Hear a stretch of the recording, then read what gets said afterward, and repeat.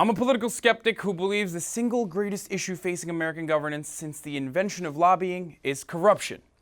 Money's corrosive influence on legislation and the disconnect between what the average American wants and the legislation our representatives actually produce is a very sad reality in the so-called greatest nation on earth. And I'm not exactly alone in this opinion. These are the conclusions of a joint study from Princeton and Northwestern titled Testing Theories of American Politics, Elites, Interest Groups, and Average Citizens that found that U.S. government policies rarely align with the preferences of the majority of Americans, but instead favor special interests and lobbying organizations. Now, if this study's findings are accurate, American domestic and foreign policy will remain unchanged regardless whether Hillary Clinton or Donald Trump becomes president. Protection of corporate interests, whether big pharma, military contractors, big agriculture, or any number of other influential industries, will continue to take precedence over the interest of American citizens. What's interesting is that in this election, the fact that corporate interests guide legislation has the potential to produce both good and bad results. Why?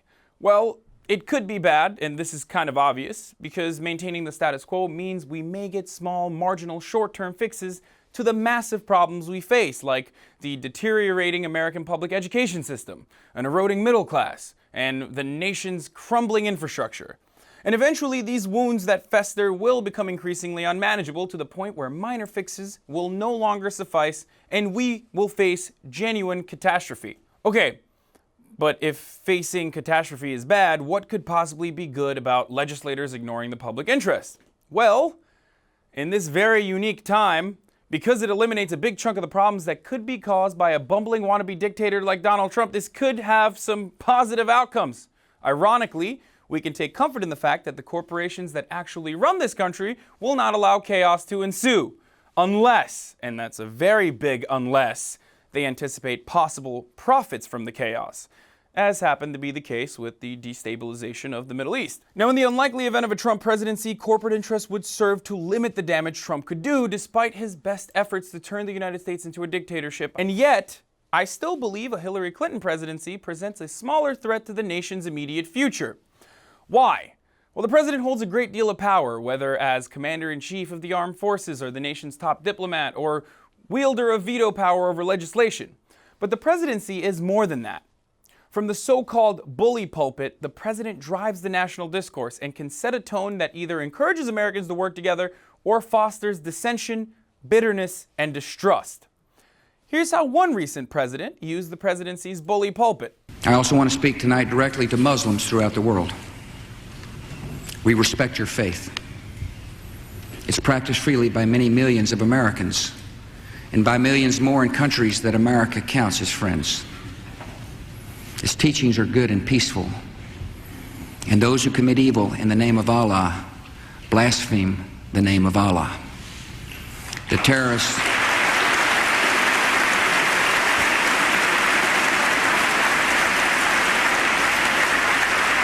terrorists are traitors to their own faith, trying in effect to hijack Islam itself.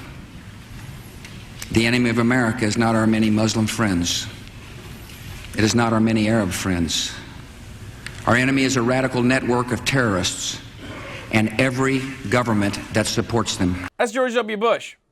Admittedly, he was one of the worst presidents of all time for all the destruction he brought on the world while serving the economic interests of the military-industrial complex, Halliburton.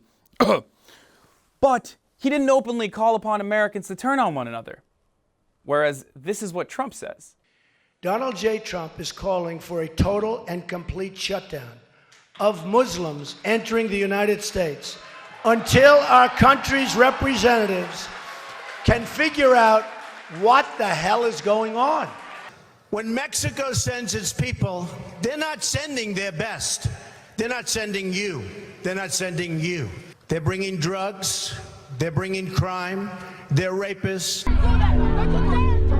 Knock the crap out of them, would you? Seriously. Trump poses a much larger threat to the preservation of peace in America.